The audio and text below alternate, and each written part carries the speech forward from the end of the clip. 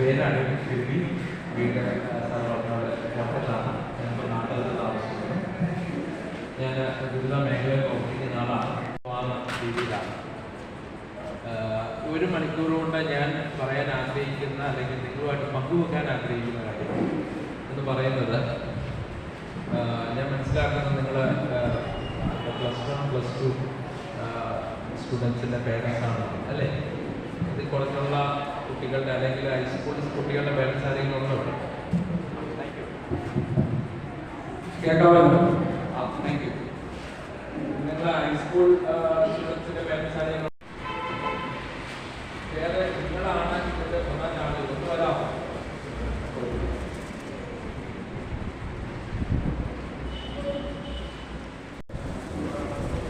നമ്മുടെ പുറകിൽ ഇരുന്നിട്ട് വലിയ ഗുണങ്ങളോ ഒന്നുമില്ല.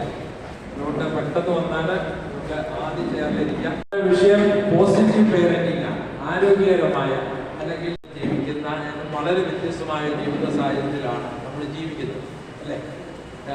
ഞാനിവിടെ ഇന്ന് അവതരിപ്പിക്കുന്ന ഈ പ്രസന്റേഷൻ അല്ലെങ്കിൽ എൻ്റെ പങ്കുവെക്കലില് പ്രധാനമായിട്ടും ഇതാണ് സാഹചര്യങ്ങൾ, ഇങ്ങനെയുള്ള കാര്യങ്ങളാണ് ചെയ്യേണ്ടത് എന്ന് മാത്രം പറഞ്ഞു വെക്കാനേ എനിക്ക് ഇന്നിവിടെ സാധിക്കത്തുള്ളൂ. എൻ്റെ വിശദീകരണം ചെയ്യാനുള്ള ഒരു സമയം എനിക്ക് ലഭ്യമല്ലാത്തതുകൊണ്ട് ഞാൻ ചെയ്യാൻ ആഗ്രഹിക്കുന്ന അല്ലെങ്കിൽ ഞാൻ ഡിസൈൻ ചെയ്ത് വന്നിരിക്കുന്നത് ഇതൊക്കെയാണ് കാര്യങ്ങൾ. ഈ കാര്യങ്ങൾ ഇങ്ങനെ മുന്നോട്ട് പോയാൽ നമ്മൾ ആഗ്രഹിക്കുന്ന രീതിയിൽ കൊണ്ടുപോകാം എന്നുള്ളതാണ്. ഞാൻ ഇടയ്ക്ക് ചില കാര്യങ്ങൾ നിങ്ങളോടൊക്കെ ചോദിക്കും. നിങ്ങൾക്ക് ചില ആളുകൾക്ക് അതിന് മറുപടി പറയാം. ഒത്തിരി മറുപടികൾ പറയാനുള്ള സമയമില്ലാത്തതുകൊണ്ട് എനിക്ക് തന്നിരിക്കുന്ന സമയം വളരെ പരിമിതമാണ്. അതുകൊണ്ട് ഞാനത് കടക്കുക. ആരാണ് ഒരു രക്ഷകർത്താവ് എന്ന് പറഞ്ഞാൽ? ആർക്കെങ്കിലും പറയാമോ? എന്താണ്, ആരാണ് രക്ഷകർത്താവ് എന്ന് പറഞ്ഞാൽ? എന്താ സാറേ? രക്ഷ കർത്തവ്യവുമായി മറ്റാർക്കെങ്കിലും പറയാമോ? രക്ഷ കർത്തവ്യമായിട്ട് വന്നിരിക്കുന്ന ഒരു വ്യക്തിയെ ചുമതല ഏറ്റിരിക്കുകയാണ് നമ്മൾ. ആ ഏറ്റിരിക്കുന്ന വ്യക്തിയാണ് രക്ഷകർത്താവ്. രക്ഷ എന്ന് പറഞ്ഞാൽ എന്താണ് രക്ഷ?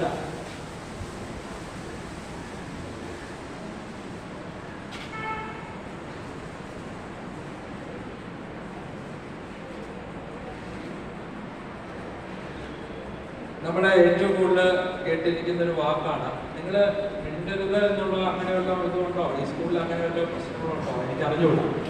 ഓക്കെ, നിങ്ങൾ സംരക്ഷണം എന്ന വാക്ക് കേട്ടില്ലേ? സംരക്ഷണത്തിന്റെ അർത്ഥം എന്താ? സംരക്ഷണത്തിൽ എന്തൊക്കെ കാര്യങ്ങളുണ്ട്? സംരക്ഷണം മാതാപിതാക്കളെ, സഹോദരങ്ങളെ, മക്കളെ അല്ലെങ്കിൽ ഭാര്യയെ അല്ലെങ്കിൽ ജീവിത പങ്കാളിയെ ഒക്കെ നമ്മൾ സംരക്ഷിക്കുന്നു എന്നാണ് പറയുന്നത് അല്ലേ? അപ്പൊ അങ്ങനെയാണെങ്കിൽ പുരുഷന്മാർ നമ്മുടെ നാട്ടിലെ പുരുഷ കേന്ദ്രീകൃത ഒരു സമൂഹമാണ്. അപ്പൊ ഇവരെ എപ്പോഴും പറയുന്ന ഒരു കാര്യമാണ്, ഞാൻ എൻ്റെ ഭാര്യയെ സംരക്ഷിക്കുന്നുണ്ട്, നോക്കുന്നുണ്ട്. ഈ സംരക്ഷണത്തിൽ എന്തൊക്കെയാണ്? ഞാൻ എൻ്റെ മകനെ മക്കളെ നോക്കുന്നുണ്ട്. സംരക്ഷിക്കുന്നതിന് നമ്മൾ പറയുന്നു. സംരക്ഷണത്തിൽ എന്തൊക്കെ ഘടകങ്ങളുണ്ട്? സംരക്ഷണത്തിൽ എന്തൊക്കെ ഘടകങ്ങളുണ്ട്? ഒരു ഘടകം കൂടി ഇല്ലേ? എന്ന് പറഞ്ഞ വാക്കിന്റെ അർത്ഥം എന്താ? അർത്ഥമല്ല, അതിൽ എന്തൊക്കെ കാര്യങ്ങളുണ്ടെന്ന് പറഞ്ഞാൽ ഏതെങ്കിലും ഒരു പോയിന്റ് മനസ്സിൽ വരുന്ന പറയാം. അവിടെ ഇരുന്നോണ്ട് പറഞ്ഞു. ബേസിക് നീഡ്സ് അല്ലെ? ഭക്ഷണം, പിന്നെ എന്തൊക്കെയാ അടിസ്ഥാന ആവശ്യങ്ങൾ എന്തൊക്കെയാ? നിങ്ങളൊന്ന് പറഞ്ഞാൽ. ആഹാരം, പാർപ്പിടം, വസ്ത്രം അല്ലേ? ഓക്കെ, ഇത് സംരക്ഷണത്തിൽ പെടും. വേറെ എന്തൊക്കെ പെടും? Very good. വേറെ? സ്നേഹം സംരക്ഷണത്തിൽ പെടത്തില്ല. വിദ്യാഭ്യാസം ഓക്കെ, വേണമെങ്കിൽ പറയാം.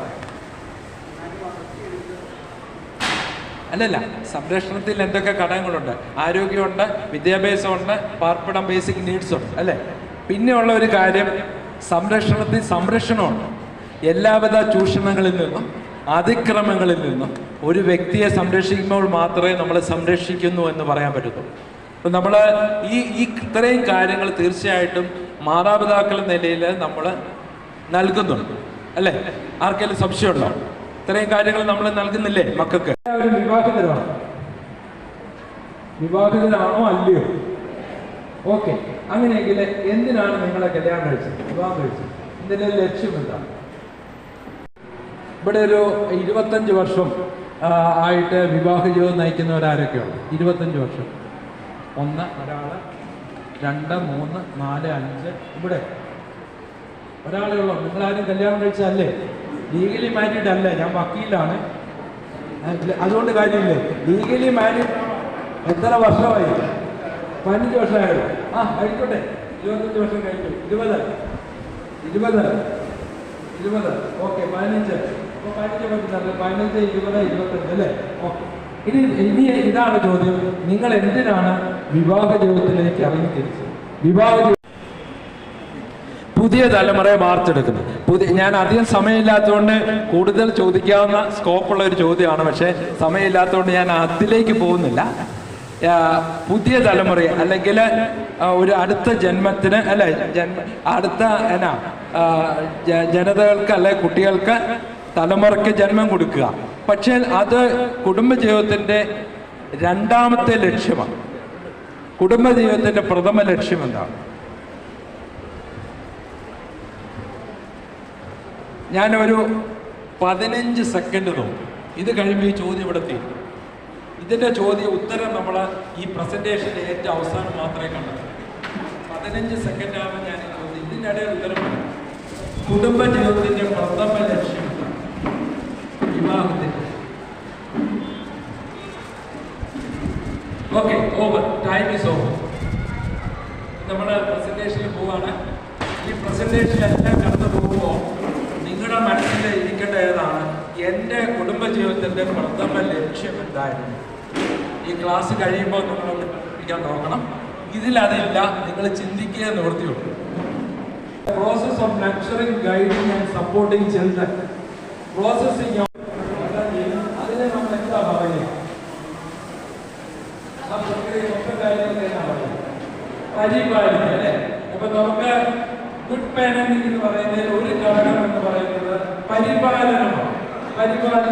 പിന്നെ വേറെ ഘടകം, പിന്നെ ഉള്ളത് ഗൈഡിങ്. മുന്നോട്ടുള്ള ജീവിതത്തിന് ആവശ്യമായ മാർഗനിർദ്ദേശങ്ങൾ നൽകുക എന്നുള്ളതാണ്. പിന്നെ വേറെ എന്താണ്? എവിടെയെങ്കിലും നിങ്ങൾക്ക് കാണാമോ? പിന്തുണ നൽകുക. ഇത് നമ്മുടെ കുട്ടികൾക്ക് നമ്മളെ യഥാവിധി നൽകുന്നുണ്ടോ എന്നാണ് ചോദ്യം.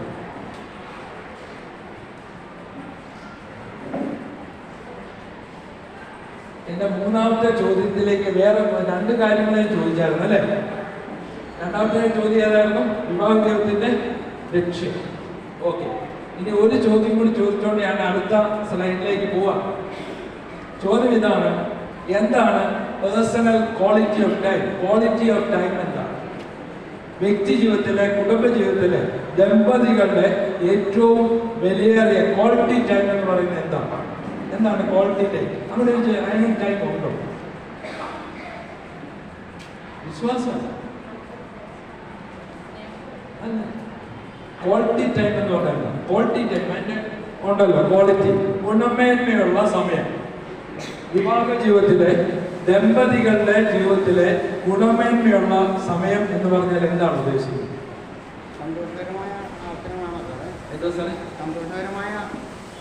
സന്തോഷകരമായ അവസരമാണ് അത്. പക്ഷെ അത് എന്താണെന്നാണ് അതിന്റെ ചോദ്യം. പരസ്പരം കരുതൽ വേണം, പക്ഷേ ഗുണപരമായ സമയം അതല്ല. സമയത്തിന്റെ ഒരു ഘടകമാണ്. ഒരു കുറച്ചുകൂടെ ക്ലാരിറ്റി ചെയ്യാം. പണ്ട് ഇട്ടൂലി കളിച്ചു ഉണ്ട്. എന്നാൽ ഉത്തരത്തിന്റെ അടുത്ത് വരുമ്പോൾ നമ്മൾ എന്താ പറയുന്നത്? ചൂട് എന്ന് പറഞ്ഞ പോലെ ചൂടിലേക്ക് വന്നു. പക്ഷെ ഒരു ക്ലാരിറ്റിയുടെ ഇത് കരുതലിന്റെ ഇതിൽ വരുമ്പോൾ ഒരു കാര്യം സംഭവിക്കണം. അതാണ് ഗുണമേന്മയുള്ള സമയം. വിവാഹ ജീവിതത്തിലെ ദമ്പതികളുടെ ജീവിതത്തിൽ, ദാമ്പത്യ ജീവിതത്തിലുള്ള ഗുണമേന്മയുള്ള സമയത്തെ എന്താണ്, എന്ത് പ്രവൃത്തി കൊണ്ടാണ് അത് സാധൂകരിക്കുന്നത്, അല്ലെ എന്ത് പ്രവൃത്തിയിലാണ് അത് കാണിക്കുന്നത്? ഇവരെ ചെയ്യുന്ന ഒന്ന്, ഏറ്റവും പ്രധാനമായിട്ട് നമ്മൾ മുമ്പേ കണ്ടു, അതിൽ ഒന്ന് നർച്ചറിങ്, ഗൈഡിങ് ആൻഡ് സപ്പോർട്ട് അല്ലെ. നമ്മൾ ഇവരെ പരിപാലിക്കുന്നുണ്ട്, പിന്നെ ഉള്ളത് മാർഗനിർദ്ദേശം നൽകുന്നുണ്ട്, പിന്നെ എന്താണ് ഒരു കാര്യം കൂടി ഉണ്ട്, എന്താണ് പെട്ടെന്ന് പറഞ്ഞാൽ സപ്പോർട്ട്, ആവശ്യമായ പിന്തുണ നൽകുന്നുണ്ട് അല്ലേ? ഇതുവഴി എന്തൊക്കെ വളർച്ചയാണ് ഒരു കുട്ടിയിൽ വരേണ്ടത്? ശാരീരികം, ഫിസിക്കലി, ഇമോഷണലി, വൈകാരികം, ഇന്റലക്ച്വലി, ബുദ്ധിപരമായ 3 കാര്യങ്ങളുള്ള വളർച്ചാ ഘട്ടങ്ങൾ അല്ലെങ്കിൽ വളർച്ചയാണ് ഒരു വ്യക്തിയിൽ ഉണ്ടാകുന്നത്. ഈ വ്യക്തിയിൽ ഉണ്ടാകേണ്ടത് ഓരോ മക്കളിലും ഓരോ കുട്ടിയിലും ഉണ്ടാകേണ്ട ഇതിനെയാണ് ഓരോ രക്ഷകർത്താവ് ഓരോ അച്ഛനും അമ്മയും വളർച്ചയെടുക്കുക. നിങ്ങളുടെ ആരുടെങ്കിലും ഒരു പേര് സ്വയം പറയാൻ ആഗ്രഹിക്കുന്ന ആരാണ്? ജസ്റ്റ് ഒരു കാര്യത്തിൽ ആർക്ക് വേണേലും പറയാം പേര്. നിഷ എന്ന് പറയുന്ന ഈ സഹോദരിയുടെ, നിഷ എന്ന് പറയുന്ന ആൾക്കൊരു പേഴ്സണാലിറ്റി ഉണ്ട്, ഒരു വ്യക്തിത്വം ഉണ്ട് അല്ലേ? സ്വഭാവ ഗുണങ്ങളെ, കാഴ്ചപ്പാട് അല്ലേ? കാഴ്ചപ്പാടുള്ള സ്വഭാവമുണ്ട്, രീതികളുണ്ട് അല്ലേ? വിശ്വാസമുണ്ട്. ഇതൊക്കെ നിഷയ്ക്കില്ലേ? നിഷയുടെ ഏത് പ്രായത്തിലാണ് ഇത് രൂപപ്പെട്ടത്? നിഷയുടെ ഹസ്ബൻഡ് ഇവിടെ ഉണ്ട്. ത്തിന്റെ ബ്ലൂ പ്രിന്റ് എന്ന് പറയുന്ന നമ്മുടെ കെട്ടിടത്തിന്റെ ഒക്കെ ബ്ലൂ പ്രിന്റ് നമുക്കറിയാമല്ലേ എന്ന് പറഞ്ഞ പോലെ നിങ്ങളെ ചേട്ടന്റെ പേരല്ല സാബു എന്ന് പറഞ്ഞ വ്യക്തി ഇന്ന് ആയിരിക്കുന്നതിന്റെ അടിസ്ഥാന ശിലകളുണ്ടല്ലോ, സ്റ്റോൺസ്, അത് പാകിയത് 7 വയസ്സിലാണ്. നമ്മുടെ 7 വയസ്സിനുള്ളിൽ നമ്മുടെ തലച്ചോറിന്റെ 75% വളർച്ച പൂർത്തീകരിക്കും. അവിടെയാണ് ഒരു വ്യക്തിയുടെ വ്യക്തിത്വം രൂപപ്പെട്ടത് വരുന്നത്. ആലോചിക്കുക, ഏതെങ്കിലും വ്യക്തിക്ക്, ഏത് വ്യക്തി ആയിക്കോട്ടെ, അത് ഞാനായിരിക്കാം, എൻ്റെ ഭാര്യ ആയിരിക്കാം, എൻ്റെ മക്കളായിരിക്കാം, എവിടെയെങ്കിലും ഒന്ന് വിളിച്ചേക്കാം, ഉറക്കം വരുന്നു, ചായ കാണുന്നുണ്ടെങ്കിൽ, ഒരു വ്യത്യസ്തമായ രീതികളുണ്ടെങ്കിൽ തീർച്ചയായിട്ടും ഇതൊക്കെ ചെറുപ്പത്തിലേ കിട്ടുന്നതാണ്. ഇപ്പോൾ നമ്മുടെ കുട്ടികളുടെ ഇടയിലുള്ള ഒരു ഡയലോഗാണ് കലിപ്പൻ്റെ കാന്താരി. അങ്ങനെ കേട്ടിട്ടുണ്ടോ? ഇല്ലേ? കേട്ടിട്ടില്ല? ഉണ്ട്. ഇതെന്താ ഉദ്ദേശിക്കുന്നത്? ആരെങ്കിലും ആലോചിച്ചിട്ടുണ്ടോ?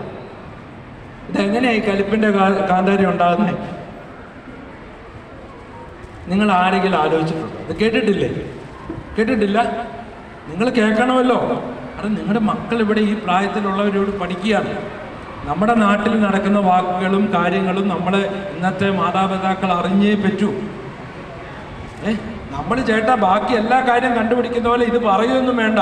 ഏതെങ്കിലും മോൻ പറഞ്ഞിട്ട് അപ്പനൊന്നും അവിടെ ഇരുന്ന് എനിക്ക് 2 കാര്യങ്ങൾ പറയാനുണ്ട്, അപ്പൻ അറിയാവോ കലിപ്പന്റെ കാന്താരി എന്തെന്ന് ആരെങ്കിലും പറയോ? പറയത്തില്ല. പെൺകുട്ടിയാണ് പറയുന്നത്. നമുക്ക് ഈ അപ്പന്മാർക്ക് ഏറ്റവും കൂടുതൽ അടുപ്പം പെൺകുട്ടികളോടാണ് ആൺകുട്ടികളോടോ?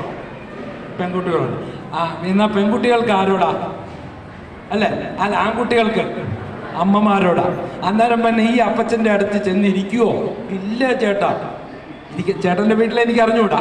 ഞാൻ ഒരു ഉദാഹരണം പറഞ്ഞതേ ഉള്ളൂ. ഒക്കെ അത് നമ്മളല്ലാതൊക്കെ അറിയണം. കലിപ്പൻ്റെ കാന്താരി എന്ന് പറയുന്നത് എല്ലാ കാര്യത്തിലും അമിതമായ രീതിയിൽ, സാധാരണ രീതിയിലും പ്രതീക്ഷിക്കുന്ന രീതിയിൽ കലിപ്പ് കാണിക്കുന്ന ഒരു സ്വഭാവത്തെയാണ് അവർ കാണിക്കുന്നത്. ഇപ്പോഴത്തെ ഒരു തലമുറയിൽ കുറേ ആളുകൾ, കുട്ടികളെങ്കിലും വിചാരിക്കുന്നത് ഇത് ഏതാണ്ട് കഴിവുള്ള, ഏതാണ്ട് ശക്തിയുള്ള ഒരു സ്വഭാവമായിട്ടാണ്. ഇത് എവിടെ നിന്നുണ്ടായി? ഞാൻ സൈക്കോളജിസ്റ്റിന് ഞാൻ പറയും, ആ കുട്ടിയുടെ കുഞ്ഞുനാളിൽ ഉണ്ടാക്കിയ ഒരു പെരുമാറ്റ പ്രശ്നമാണ് അത്. നമ്മൾ അറിഞ്ഞോ അറിയാതോ മാതാപിതാക്കളും എല്ലാവരും ഇത് പ്രോത്സാഹിപ്പിച്ച് കുട്ടി കാണിക്കുന്ന അമിതമായ ശാഠ്യം കാണിച്ച് അവസാനം കുട്ടി കലിപ്പൻ്റെ കാന്താരിയായിട്ട് മാറും. അന്നേരം എന്ത് ചെയ്യും? സ്കൂളിലും കൂട്ടുകാരുടെ ഇടയിലും ഒക്കെ ഇവനെ ഭയങ്കരമായിട്ട് ബഹുമാനിക്കും.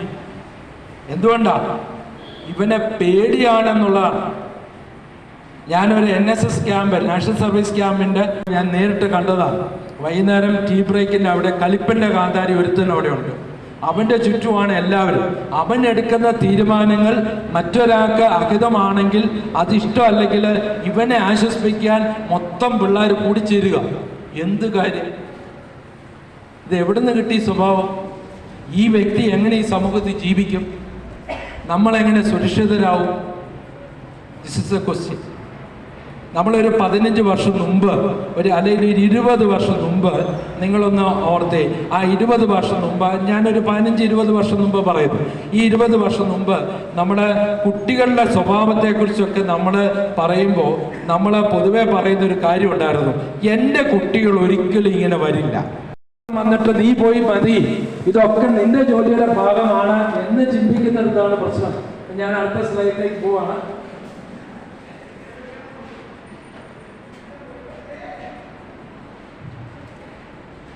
ഇനി എഫക്റ്റീവ് പേരന്റിംഗ്, കാര്യക്ഷമമായ രക്ഷാകർതൃത്വം, അതിന്റെ കുറച്ചുകൂടെ ഒരു മോഡിഫൈഡ് ഭാഗം മാത്രമേ ഉള്ളൂ.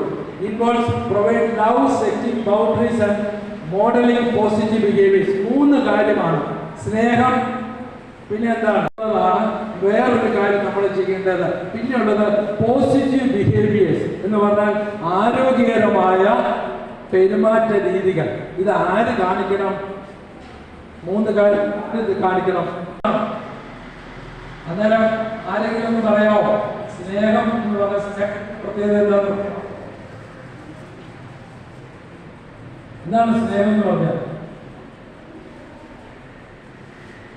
നമ്മൾ ആദ്യം കേൾക്കുന്നതാണോ? നമ്മൾ ജനിച്ച നാളെ തൊട്ട് അല്ല ബോധം വരുന്ന അല്ലെ ചിന്തിക്കുന്ന ആ സമയം തൊട്ട് നമുക്ക് സ്നേഹത്തിന് വേണ്ടി നമ്മൾ ഡിമാൻഡ് ചെയ്യുന്ന, സോ വാട്ട് ഈസ് ലവ്?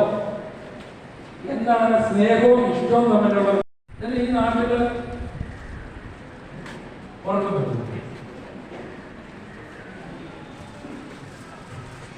നിങ്ങളുടെ അവസ്ഥ എന്താണെങ്കിൽ ഞാൻ ആലോചിക്കുന്നത് പിള്ളേരുടെ അവസ്ഥ എന്താണ്?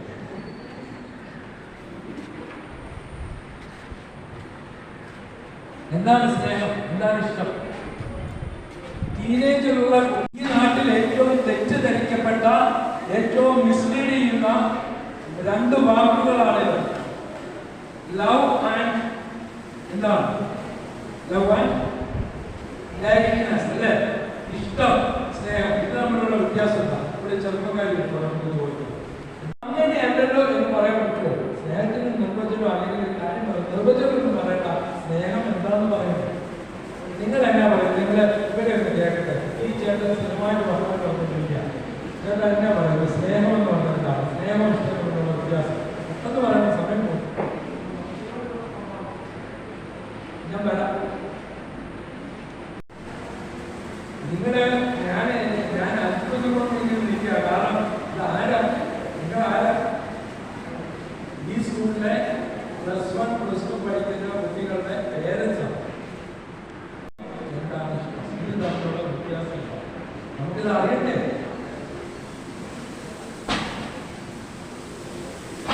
എന്താ പറയുന്നത്? ഇല്ല, ചോദിച്ചോ? എനിക്ക് ഓർമ്മക്കുറവുള്ള ആളാണ്. നിങ്ങൾ വേണം എന്നെ നയിക്കാൻ. പിന്നെ രണ്ടാമത്തെ പ്രധാന ചോദ്യമാണ് സ്നേഹവും ഇഷ്ടവും അല്ലേ? അതായത് ഇതൊക്കെ ജീവിതത്തിൽ ഏറ്റവും പ്രധാനപ്പെട്ടതാണ്. ഒരു വ്യക്തിയുടെ ജീവിതത്തിൽ ഏറ്റവും പ്രധാനപ്പെട്ട കാഴ്ചപ്പാട് നൽകേണ്ട ഭാവങ്ങളാണ്. ഇതിനെക്കുറിച്ച് ബോധ്യങ്ങൾ നമുക്കില്ല എന്നതാണ്. വേറൊരു കാര്യം ചോദിച്ചായിരുന്നു, അത് ചോദ്യം നിങ്ങൾ ഉത്തരം പറയണമെന്ന് ഞാൻ പറഞ്ഞാണ്. ക്വാളിറ്റി ടൈം അല്ലേ? ദാമ്പത്യ ജീവിതത്തിന്റെ ഗുണമേന്മയുള്ള സമയം എന്താണെന്ന് ചോദിച്ചാൽ 3 കാര്യങ്ങളും ദാമ്പത്യ ജീവിതം നയിക്കുന്ന എല്ലാവരും അറിയേണ്ടതാണ്. ഇത് അറിയാൻ വേണ്ടാത്ത നമ്മൾ എങ്ങനെയാണ് നമ്മുടെ മക്കളോട്, നമ്മുടെ കുഞ്ഞുങ്ങളോട് നമ്മൾ ഇത് പകരുക? That's a question. ഈ ട്രെയിനിങ് പ്രോഗ്രാമിൽ അല്ലെങ്കിൽ ഈ പറയുന്ന കുറച്ച് സമയം നമ്മൾ സംബന്ധിക്കുമ്പോൾ എൻ്റെ ആദ്യത്തെ ചോദ്യം ഇതാണ്: കുടുംബ ജീവിതത്തിന്റെ അടിസ്ഥാനം എന്ന് പറയുന്ന സ്നേഹത്തിൽ അടിസ്ഥാനമായ ഒരു കുടുംബജീവിതം അല്ലെ നമ്മുടെ എല്ലാം. അങ്ങനെയെങ്കിൽ ആ സ്നേഹത്തെ കുറിച്ച് നമുക്ക് പറയാൻ, ആ പങ്കുവെക്കാൻ, നമുക്ക് മാതൃക കാണിക്കാൻ നമ്മുടെ മക്കളോട് സാധിക്കുന്നില്ലെങ്കിൽ ഈ കുട്ടികളെ നമ്മൾ എങ്ങനെയാണ് വളർത്താൻ ആഗ്രഹിക്കുക? ഇവിടെ ചോദ്യങ്ങൾ ഉത്തരങ്ങളില്ല, മുഴുവൻ ചോദ്യങ്ങളായിരിക്കും. നിങ്ങൾ ചിന്തിച്ചു പോയാൽ നിങ്ങൾ ഈ ഒരു അക്കാഡമിക് ഇയറിൽ പ്ലാൻ ചെയ്യുമ്പോൾ ഈ കാര്യങ്ങളെല്ലാം ചിന്തിക്കണം. എൻ്റെ മകൻ, എൻ്റെ മകൾ എങ്ങനെയാണ്? ഞാൻ സ്നേഹത്തെക്കുറിച്ചും ഇഷ്ടത്തെക്കുറിച്ചും പറയാൻ കാരണം ബോധ്യപ്പെടേണ്ട കാര്യമാണ്. സ്നേഹം, ഇഷ്ടമെന്ന് പറയുന്ന ആദ്യമാണ്. ഇഷ്ടം, സ്നേഹത്തിൽ ഇഷ്ടമുണ്ട്, ഇഷ്ടത്തിൽ സ്നേഹമില്ല. പക്ഷെ നമ്മളെ ഞാൻ പറഞ്ഞായിരുന്നല്ലോ, ഇത് വളരെ റോങ് ആയിട്ട് ഇന്റർപ്രറ്റ് ചെയ്ത, മിസ്ലീഡ് ചെയ്ത 2 ടേമാണ്. നമ്മുടെ യുവജനങ്ങളുടെ ഇടയിൽ, നമ്മുടെ ചെറുപ്പക്കാരുടെ ഇടയിൽ ഏറ്റവും തെറ്റിദ്ധരിക്കപ്പെട്ട ഇതാണ്. അതായത് love at first sight, love at first sight അല്ലേ? ആദ്യ കാഴ്ചയിൽ തന്നെ എനിക്ക് പ്രണയം തോന്നി, എനിക്ക് ഇഷ്ടം തോന്നി എന്നാണ് പറയേണ്ടത്. അതിന് പകരം ലവ് എന്നൊരു വാക്കാണ് ഉപയോഗിച്ചിരിക്കുന്നത്. ലവ് അങ്ങനെ സംഭവിച്ചിട്ടില്ല. നിങ്ങൾ എല്ലാവരും വിവാഹത്തിലാണല്ലോ. ഇവിടെ ഇതൊന്ന് 1-2 പേരെ വെച്ച് കുഞ്ഞുമക്കളെ വെച്ച് ബാക്കി എല്ലാവരും വിവാഹത്തിലാണ്. നിങ്ങളുടെ വിവാഹ ജീവിതത്തിന്റെ ആദ്യ ദിനം ഒന്ന് ആലോചിച്ച് നിങ്ങളുടെ ജീവിത പങ്കാളിയാണ് അല്ലേ? സ്നേഹം സംഭവിക്കണേ എന്ത് വേണം? പരിചയം വേണം. സ്നേഹത്തിന്റെ ഒരു ഘടകം എന്ന് പറയുന്നത് പരിചയമാണ്. രണ്ടാമത്തെ ഘടകം എന്താണ്? സ്നേഹം വേണമെങ്കിൽ സാമീപ്യം വേണം. സാമീപ്യം ഇല്ലാത്തത്തോളം ഒരിക്കലും സ്നേഹം സംഭവിക്കില്ല. അപ്പൊ സ്നേഹം സംഭവിക്കണമെങ്കിൽ നമുക്ക് പരിചയം വേണം, വ്യക്തിയെ അറിയണം അല്ലെ? പിന്നെയുള്ളത് സാമീപ്യം വേണം. മൂന്നാമത്തെ കാര്യം എന്ന് പറയുന്നത് സ്നേഹം സംഭവിക്കണമെങ്കിൽ എന്റെ സ്നേഹം വേറൊരു വ്യക്തി കിട്ടണമെങ്കിൽ ആ വ്യക്തിയെ സ്വീകരിക്കാൻ റെഡിയാവും. ഈ 3 കാര്യങ്ങൾ ഉണ്ടെങ്കിൽ സ്നേഹം സംഭവിക്കും. ഗാന്ധിജിയെ എനിക്ക് ഇഷ്ടമാണ്. എനിക്ക് വളരെ കാര്യമായിട്ട് പറയാം, എനിക്ക് വളരെ ആദരിക്കുന്ന വ്യക്തിയാണ്. പക്ഷെ ഈ ഗാന്ധിജി ജീവിച്ചിരിക്കുന്ന സമയത്ത് ഞാനില്ലായിരുന്നു. നമ്പർ 1. 2, ഗാന്ധിജി എനിക്ക് പരിചയമില്ല, ഗാന്ധിജിക്ക് എന്നെ പരിചയമില്ല, ഗാന്ധിജി ജീവിച്ചിട്ടില്ല. ശരിയല്ലേ? ഞാൻ ഉപയോഗിക്കുന്ന പ്രാധാന്യം എന്താണ്? നമ്മുടെ മക്കളുടെ അടുത്ത് എന്തുമാത്രം സാമീപ്യം നമ്മൾ കൊടുക്കുന്നുണ്ട്? That's a question. എനിക്ക് നിങ്ങളോട് ചോദിക്കാനുള്ള ഏറ്റവും പ്രധാനപ്പെട്ട ചോദ്യം ഇതാണ്: നമ്മുടെ മക്കളുടെ അടുത്ത് നമ്മൾ എത്ര പ്രാവശ്യം എന്തുമാത്രം സാമീപ്യം നടത്തുന്നുണ്ട്? അവരെ കേൾക്കാൻ സമയമുണ്ട് അല്ലെ? അവർക്ക് ആശയങ്ങൾ പങ്കുവെക്കാൻ നമ്മൾ സമയം കൊടുക്കുന്നുണ്ടോ? ഒന്നിച്ച് ഭക്ഷണം കഴിക്കാനിരിക്കുന്നുണ്ടോ? അവന്റെ ആശയങ്ങൾ, അവരുടെ വിഷമങ്ങൾ, അവരുടെ ഇഷ്ടങ്ങൾ, അവരുടെ ഇഷ്ടക്കേടുകൾ. ഞാനൊരു ടെസ്റ്റ് നടത്താൻ പോകും അല്ലേ? ഏറ്റവും ഇഷ്ടമില്ലാത്ത ഇന്ന് ഈ കാലഘട്ടത്തില് യുവജനങ്ങളെ, ടീനേജ് ആയിട്ടുള്ള കുട്ടികളുടെ വൈബ്രന്റ് ആയിട്ടുള്ള മാതാപിതാക്കളാണ് നിങ്ങൾ ഇന്ന് ഉച്ച കഴിഞ്ഞുള്ള സമയത്ത് ഇവിടെ വരുമ്പോൾ തീർച്ചയായിട്ടും കുട്ടികളുടെ ഓവറോൾ ഗ്രോത്ത്, ഡെവലപ്മെന്റ്, ഫ്യൂച്ചർ ഇതൊക്കെയാണ് നിങ്ങളുടെ മനസ്സിലുള്ളത്. നിങ്ങളുടെ മനസ്സിലുള്ള വലിയ സ്വപ്നങ്ങൾ പൂവണിയാൻ ചെറിയതായ രീതിയിലെങ്കിലും കോൺട്രിബ്യൂട്ട് എനിക്ക് തരാൻ പറ്റും. ഈ പറയുന്ന 1/4 മണിക്കൂറുകൊണ്ട് നമുക്ക് പരമാവധി അതിൽ പങ്കുചേരാം. എന്തെങ്കിലും പ്രയോജനമില്ല, ഒരു പ്രയോജനമില്ല. ഇങ്ങനെ എനിക്ക് പറയാൻ അറിയാം. ഞാനിപ്പം പറയുന്നതിന് ഇത് പറയാം. ഞാൻ അനുവർത്തിക്കുന്ന രീതി എന്തുകൊണ്ടാണ്?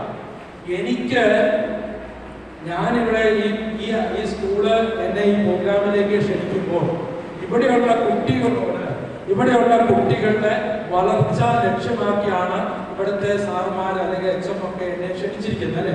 അപ്പം നിങ്ങളിവിടെ വരുന്നതും ഈ ക്ലാസ് അല്ലെങ്കിൽ നമ്മുടെ ഒരു പങ്കുവെക്കൽ നടക്കുന്ന സമയത്ത് അത് എന്തെങ്കിലും നമ്മുടെ വളർച്ചയ്ക്ക് പ്രയോജനകരമായി എന്ന് എനിക്ക് നിർബന്ധമുണ്ട്, ആഗ്രഹമുണ്ട്.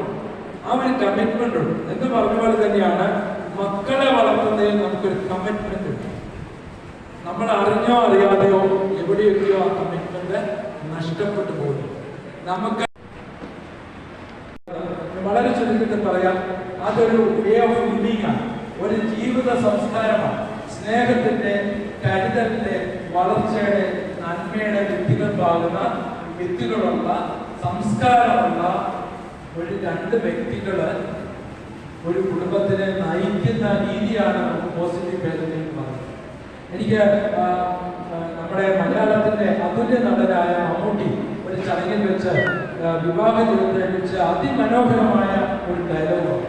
എന്നെ ഏറെ ചിന്തിപ്പിക്കുകയും എന്നെ ഏറെ ആകർഷിച്ചില്ല. അദ്ദേഹം പറഞ്ഞത്, യാതൊരു വ്യക്തി ബന്ധങ്ങളോ ഇല്ലാത്ത 2 വ്യക്തികൾ യോജിച്ചു വരുമ്പോൾ ഒരിക്കലും ജീവിതത്തിൽ വേർപെടുത്താൻ പറ്റാത്ത ബന്ധങ്ങളുണ്ടാകുന്ന ഒരു കൂടിച്ചേരലാണ് ഓരോ ദാമ്പത്യം. കഴിയുമ്പോഴാണ് നമ്മൾ കൂടുതൽ പരിചയപ്പെടുക. അതിൽ നിന്ന് ഇന്ന് നിങ്ങളെ വേർപെടുത്താൻ പറ്റാത്ത എന്താണ് കാര്യം? ഒറ്റ കാര്യമുണ്ടോ? എന്താണ്? നിങ്ങളുടെ സ്നേഹമുണ്ട്. പിന്നെ എന്താണ്? കുട്ടികൾ എന്തിന്റെ അടയാളമാണ്? നമ്മൾ ഓരോരുത്തരും നമ്മുടെ മാതാപിതാക്കളുടെ എന്തിന്റെ അടയാളമാണ്? സ്നേഹത്തിന്റെ അടയാളമാണ്. പക്ഷെ അങ്ങനെ സ്നേഹം അനുഭവിച്ച ലളിതമായ ചോദ്യം, സ്നേഹം അറിയാൻ മേലാത്ത ഒരാളെ എങ്ങനെ സ്നേഹം? സമയം, ജീവിതത്തിൽ ഒരു സമയവും പറയുന്നത് അതെങ്ങനെയാണ്? അപ്പനും അമ്മയ്ക്കും ഒരു പൊതുവായ ക്രമം ഉണ്ടാവണം. എങ്കിൽ മാത്രമേ മക്കൾക്കത് ഉണ്ടാവൂ. ടൈം മാനേജ്മെന്റ് അത് ഉണ്ടാവണം. നമ്മുടെ അവസാന സ്ലൈഡാണ്. ഇതിന്റെ ടൈം കഴിഞ്ഞു. ഞാനിത് അവസാനിപ്പിക്കുകയാണ്. നിങ്ങൾ ദയവായി ശ്രദ്ധിക്കുക. അത് ആ കുട്ടി കടന്നു വന്നപ്പോൾ നിങ്ങളുടെ മാനസികാവസ്ഥ ഇതാണ് അല്ലേ? ഈ അവസ്ഥയാണ്. ചോദിച്ചേട്ടാ,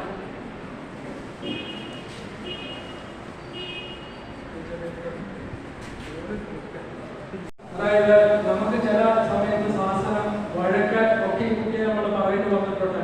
അതിന് നമ്മൾ എടുത്ത സമീപനം എങ്ങനെയാണ് എന്നുള്ളതാണ്. സമീപനത്തിൽ മാത്രമല്ല, അല്ലാതെ പറയുന്നതിലല്ല. ആ കുട്ടിയോട് എടുത്ത സമീപനം, കുട്ടിയെ അത് ബോധ്യം, അതിന് ആവശ്യമായ മാറ്റങ്ങൾ. പിന്നെ ഇവിടെ മകളെ ചേർത്ത് പിടിക്കുന്ന ഒരു അമ്മയാണ്. ഈ ചിത്രം പൂർണ്ണമായിട്ട് അവർ കാണിക്കുന്ന ഐ ആം വിത്ത് യു, നീ വിജയിച്ചാലും തോറ്റാലും ഞാൻ നിന്നോടൊപ്പമുണ്ട്, ഈ കുടുംബം നിന്നോടൊപ്പമുണ്ട്, നിന്നോടൊപ്പമുണ്ട് എന്ന് പറയുന്ന ഉറക്കം പറയുന്ന പേരൻസിനെയാണ് നമുക്ക് വേണ്ടത്. ഇതാണ് നമുക്ക് വേണ്ടത്. ഒരുപോലെ ഇരുത്തി അവനെ സ്നേഹത്തിന്റെ ഊഷ്മളതയുടെ ഒരു സംസ്കാരം നമ്മുടെ കുടുംബത്തിലുണ്ടാവണം. നമ്മുടെ മക്കളെയും നമ്മുടെ ജീവിത പങ്കാളിയും ഒക്കെ ചേർത്ത് പിടിക്കാൻ, നമ്മുടെ ഊഷ്മളത അവരെ അറിയിക്കാൻ നമുക്ക് മടിയുണ്ടാകരുത്. ഇത് വളരെ പ്രധാനപ്പെട്ട കാര്യം. ഓക്കെ, ഇത് നമ്മൾ കണ്ടതാണ്. ഇവിടെ അധ്യാപകരുടെ ചിത്രമാണ് കാണിക്കുന്നത്. അതായത് തന്നിലേക്ക് ആകർഷിക്കുന്ന, തന്റെ കുട്ടികളെ, തന്റെ വിദ്യാർത്ഥികളെ തന്നിലേക്ക് ആകർഷിക്കുന്ന, തന്നെ ചേർത്ത് പിടിക്കുന്ന ഒരു ഇൻസ്പയറിംഗ് ടീച്ചറാകാൻ. ബെറ്റർ ബെസ്റ്റ് അല്ല നമുക്ക് വേണ്ടത്. നിങ്ങളെ എത്രയോ പ്രായമായി നമ്മളെല്ലാം ഈ പ്രായത്തിൽ നമ്മൾ ഓർക്കുന്ന നമ്മുടെ ജീവിതത്തെ സ്വാധീനിച്ച അധ്യാപകരെയാണ്. So be a inspiring teacher always.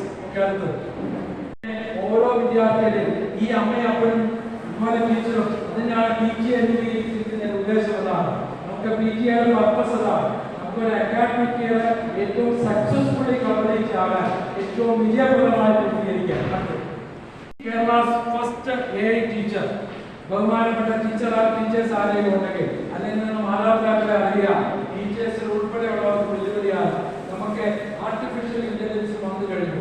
അവിടെ കേരളത്തിൽ തന്നെ ഇതുപോലെ കളർഫുൾ ആയിട്ട് വിജയിച്ച കുട്ടികളായിട്ട് ഓരോ കുട്ടികളും ഈ സ്കൂളിൽ നിന്ന് പുറത്തു പോകണം. അന്നേരമാണ് ഈ സ്കൂളും നമ്മളും സന്തോഷിക്കുക. നമ്മുടെ സന്തോഷിക്കുന്ന അവസ്ഥ നമുക്ക് ഉണ്ടാവണം. നമ്മുടെ ഈ പറഞ്ഞ കാര്യങ്ങളെല്ലാം നമ്മുടെ മനസ്സിൽ ഉണ്ടാവട്ടെ. ഞാൻ ഒരു കാര്യം ചോദിച്ചാൽ ആർക്കെങ്കിലും ഉത്തരവുണ്ടോ? വിവാഹ ജീവിതത്തിന്റെ പരമപ്രധാനമായ ലക്ഷ്യം ഇല്ല. പരമപ്രധാനമായ ലക്ഷ്യം ഒരേ ഒരു ലക്ഷ്യമുള്ളൂ. എല്ലാവർക്കും ഒരു ഇണയും തുണയും വേണം. പരസ്പരം സ്നേഹിക്കാനും കരുതാനും. അത് കഴിഞ്ഞുകൊണ്ട് സൃഷ്ടികർമ്മത്തിൽ പങ്കുചേരാന്നുള്ളതാണ്. ഇത്തരത്തിലുള്ള മഹത്തരമാണ് നമ്മുടെ ജീവിത പങ്കാളിയെ ചേർത്തടയ്ക്കാൻ, നമുക്ക് സ്നേഹിക്കാൻ, പങ്കുവെക്കാൻ. ഈ ഒരു സംസ്കാരമാണ് നമ്മുടെ നാട്ടിൽ കുറവ് വന്നിരിക്കുന്നത്. പ്രിയപ്പെട്ടവരെ, അത് കുറച്ചുകൂടെ ശക്തീകരിക്കാൻ നിങ്ങൾ ശ്രമിക്കണം. അടുത്തത് കൈകോർത്ത് സ്നേഹത്തോടെ കരുതി വിജയിക്കാൻ പറ്റുന്ന കുടുംബങ്ങളാകട്ടെ. ഈ വർഷം ഈ സെന്റ് മേരീസ് സ്കൂളിലെ ഈ +1 +2 വിദ്യാർത്ഥികൾക്ക് വളരെ വിജയകരമായ ഒരു വർഷമാകട്ടെ. അതിൽ മാതാപിതാക്കളുടെയും ടീച്ചേഴ്സിന്റെയും പങ്ക് വിജയിക്കട്ടെ. അത് നിങ്ങളുടെ നേതൃത്വം വഹിക്കുന്ന വിജയിക്കട്ടെ എന്ന് ഞാൻ ആശംസിക്കുന്നു. എനിക്ക് ഇങ്ങനെ ഒരു അവസരം തന്നതിന് നന്ദി പറയുന്നു.